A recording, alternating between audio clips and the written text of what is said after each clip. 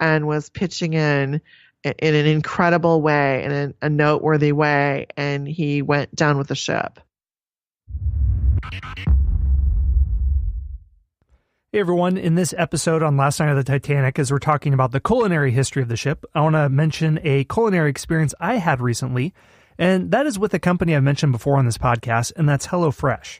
My 7-year-old daughter recently helped me make the caramelized pineapple teriyaki burger, and when she saw the pictures and instructions on how to make it, she was excited for about the next 4 hours until we got down to business. Now, really, it only involved about chopping up and throwing about 4 or 5 ingredients, but it looked like something out of a restaurant, and it blew her mind how fancy it looked. What HelloFresh is a meal kit delivery service that shops, plans, and delivers step-by-step recipes and pre-measured ingredients to you right on your doorstep, so you just cook, eat, and enjoy.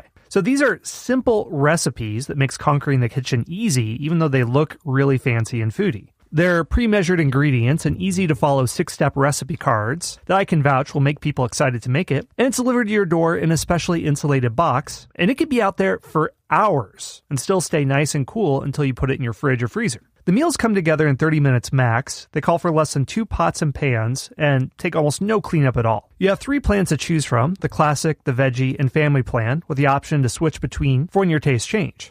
And a great thing about HelloFresh is with the family plan recipes, even though it looks like something you will get in a restaurant, even your youngest children will have no problem gulping it down. For $80 off your first month of HelloFresh, go to HelloFresh.com/unplugged80, that's 80, the numerals, and enter the promo code unplugged80. Again, go to HelloFresh.com/unplugged80 and enter the promo code unplugged80. With this promo, it's like you get 8 meals for free. So you get $20 off your first 4 boxes when you go to HelloFresh.com/unplugged80 and enter the promo code unplugged80. It sounds like there are other people too who were doing their best to swim people out to lifeboats, and perhaps really long distance too. So are there other helpers that are also trying to do that? Yeah, actually, you mentioned someone really profound, and it's Captain Smith, the captain of the Titanic. He, of course, was under intense scrutiny after the disaster, but everything that I read indicated that nothing could be further from the truth, that he was, a gentleman to the last. He was seen by several people swimming the backstroke with a baby to get it onto a lifeboat. Imagine knowing you're going to die. This is going to be it for you. Probably 90%, 99% chance that this is going to be it for you. And you have the strength to do the backstroke out to a lifeboat with a baby. That, to me, is just profound. Another one, too, an actress of the time, Renee Harris, she describes some of the things that she saw as the ship is going down. What was that? Well, Renee Harris was, she was married to Washington, D.C. theater manager Henry B. Harris, and he was very well known. And so she was in the circles of folks that would have been around Major Archibald Butt. And Major Butt was the assistant. He was the aide to then President Taft, and he was traveling with Francis Millet. Francis Millet was the man who was in charge of the World's Columbian Exposition of 1893. He was in charge of the design for it and planning how things would look here in Chicago, where I am now. In fact, if you've heard of the book, The Devil in the White City, the White City is referring to the white buildings that were painted, and they were spray painted white. And that was under the direction of Francis Millet. He was a good friend of Archie Butt's, and he encouraged him to go on a trip to get away for a while and relax. He thought he really needed a rest. That was far from what he was doing on that last night on the Titanic, according to accounts from people like Renee Harris, who said that Major Butt was a major to the last. She said that God never made a finer nobleman than he. So Marie Young, who lived in Washington, D.C. and was friends with Major Butt also, like Renee Harris was, is thought to be the last woman to leave the Titanic alive. And she was the person who recalled how Major Butt tucked her into a lifeboat. Almost, she said, like he was, putting a blanket around her to go for a motor car ride. He said that he even got in the lifeboat with her to reassure her. And he performed little curtsies as calmly and with a smiling face as if death was far away instead of being but a few moments removed from him, which just sends chills on my spine to think of, again, this valiant man, looking the other way when death is looking him in the face. He's thinking, who can I help? How can I make my family proud? What can I do to help?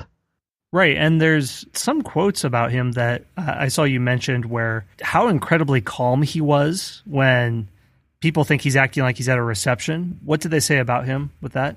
Well, basically, they compared his calm to how they would see him at a White House reception, and that he was that diplomatic even to the end.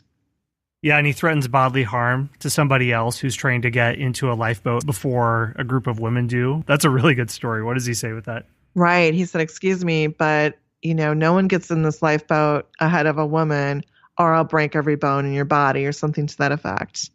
Well, there's a lot of stories like this, and a recipe that honors this or evokes some of this memory. One recipe that you chose was lobster canapes. And is that particular to Molly Brown, or was there something else that made you decide on that one? For this episode about the helpers, I really wanted to honor Molly Brown because she was just dogged in the work she did, not just on the Titanic, but before and afterward as well.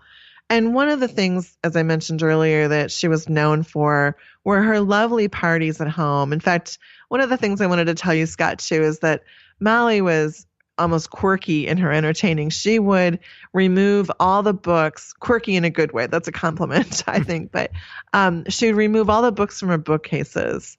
And for Valentine's Day, she'd only put red books in her bookcases. Same thing for St. Patrick's Day, only green books. Red books for the 4th of July. So she really put a lot of effort into entertaining. So for this recipe, we wanted to choose for the culinary spotlight a recipe that is something tied to her. Canapes are past appetizers that are lovely, elegant, little easy to make things that you could make for a Titanic themed party or just for, an Easter dinner hors d'oeuvre, something like that. And the lobster canapes are maybe what they might have been eating as hors d'oeuvres during that last first-class dinner on the Titanic. We know that the first menu item is hors d'oeuvres, a variety of hors d'oeuvres, and we can only imagine that lobster was probably in the mix. And Molly did not have any recipes that we know for sure were hers, but a niece of hers spoke with the folks at the Molly Brown House Museum in Denver, which is a fabulous place. If you are ever in the Denver area, I would highly recommend spending an hour or two there at the least. They're really interesting people there, and it's really neat to see Molly's home and where she did all of this fabulous entertaining. And they received a recipe from this woman. Her name was Dolly Brown, and she thought that this was a recipe that Molly had used in the past. And so she had shared this with the museum, who in turn shared it with us. And the lobster canapes are made with 6 slices of bread, and you just need an egg white, a cup of mayonnaise, paprika, enough to sprinkle a little bit on top of 6 canapes, a pound of fresh lobster meat. And you can buy that now where you don't even need to crack open the lobster. You can just buy the meat, and a few drops of Tabasco, a teaspoon of Worcestershire sauce, and a teaspoon of, and I was surprised by this one for the time, liquid smoke. They were already working with liquid smoke, but then that's not a new thing. So you just trim the crust from the bread, cut the bread into little squares. You toast the bread on one side only and butter the non-toasted side. Then you beat an egg white and fold in the rest of the ingredients. And then you pile on top of the buttered side the ingredients. You sprinkle everything with paprika and broil everything until golden brown at a low temperature. I would think like 250 or 300 at the most. So the recipe says something that I love because I'm a huge fan of paprika. I just think it really makes any kind of recipe bring out the flavors. It's just a really great flavor. The recipe makes a note that says paprika plays an important part in browning any broiled canape. So remember that for when you're making canapes. Don't forget the paprika. Hey everyone, Scott here. One more brief word from our sponsors.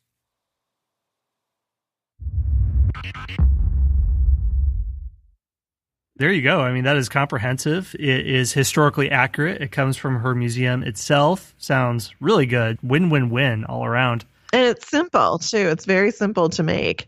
Right. That's the best of all. That is how I live. Is it simple is probably my very first criteria. So if it can clear that hurdle, then I'm good to go. Thank you for sharing this because I think this will bring a part to the story and it brings it alive in a way that a lot of the other recipes and things you were looking at are trying to do as well and have a sensory experience that can also have a historical connection to what happened.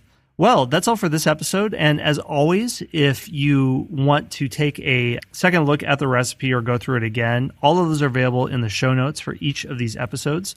And we are going to continue in the forthcoming episodes to look at the cast of characters and the different people, the different professions that were there on the Titanic. See you then. All right, well, that is the show for today. Thank you so much for listening. First of all, I'd like to thank the Knowlton's Rangers, and especially our spy masters, Baron Fraser, Carl from Norway, Chris from Maine, Moondoggy from Ohio, and Rick Knowlton, and I'll explain what that means in a second.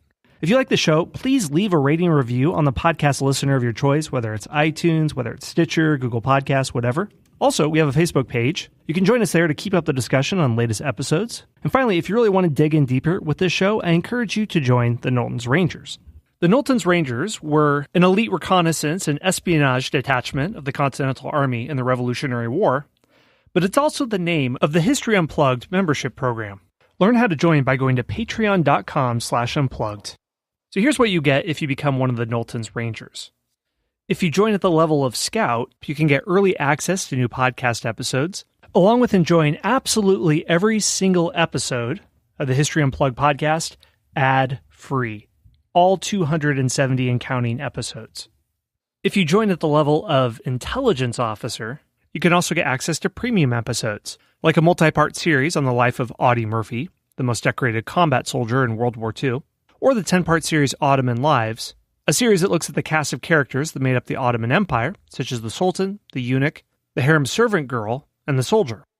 And finally, if you join at the level of Spy Master, you get all the same stuff as the Scouts and Intelligence Officers, but you also get a shout-out to you and or your business at the end of each episode, a 3-pack of hardcover history books, plus you will be put at the very front of the line for me to answer your question about history, and I can guarantee I will dedicate an episode that's about an hour long or so to your question.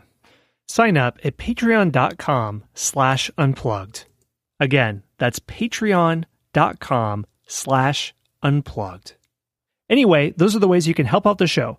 Thank you so much for your support. Thanks for listening to the History Unplugged podcast. Be sure to subscribe to the show to get your daily dose of all things history related, from ancient Greece to the Cold War. We'll see you next time at the History Unplugged podcast.